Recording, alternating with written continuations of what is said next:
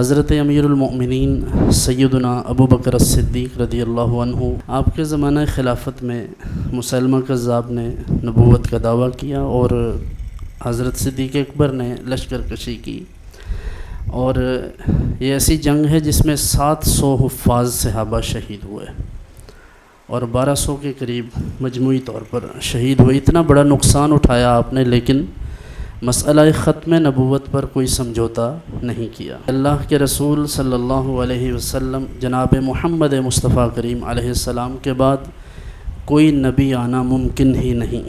اگر کوئی نبی آئے تو بطور شارع نہیں آئے گا، جیسے حضرت سیدنا عیسیٰ روح اللہ علیہ السلام قرب قیامت میں تشریف لائیں گے، لیکن وہ اپنی نئی شریعت جاری نہیں فرمائیں گے۔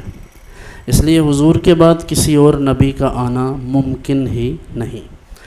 تو مسیلمہ کذاب نے نبوت کا دعویٰ کیا تو وہ بھی یہ نہیں کہتا تھا کہ میں الگ سے نبی ہوں، وہ کہتا تھا میں بھی نبی ہوں، محمد الرسول اللہ بھی نبی۔ تو یہ تسلسل جو ہے مرزا قادیانی کا جو جھانسا ہے مرزائیوں کا کہ بھئی وہ یہ اصلی نبی نہیں ہے، اصل کے مقابل تو نقل آتی ہے، اس کا مطلب نقلی نبی ہے۔ وہ خود کہتے ہیں کہ اصلی نبی نہیں ہے، ذلی نبی ہے۔ اب یہ ذل کا لفظ اور بروزی کا لفظ لوگوں کو دھوکہ دینے کے لیے ہے۔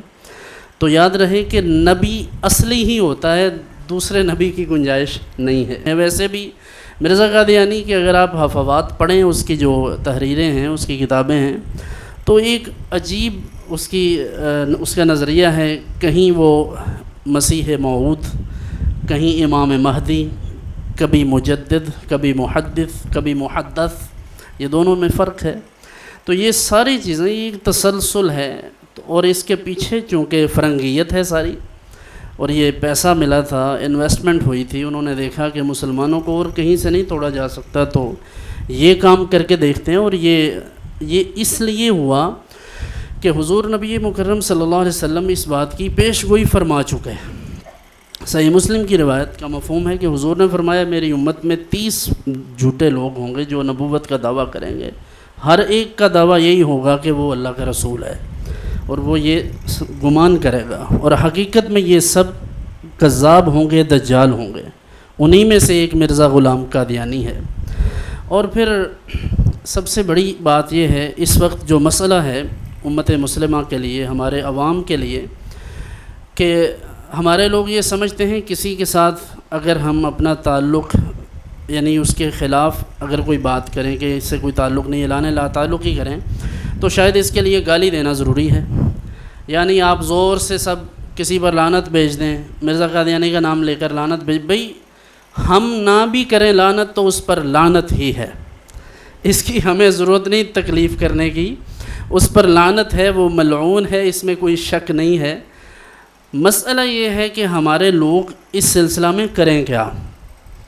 بنیادی چیز جو ہے وہ نوجوانوں کو ایجوکیٹ کرنے کی ضرورت ہے کہ مسئلہ ختم نبوت کیا ہے۔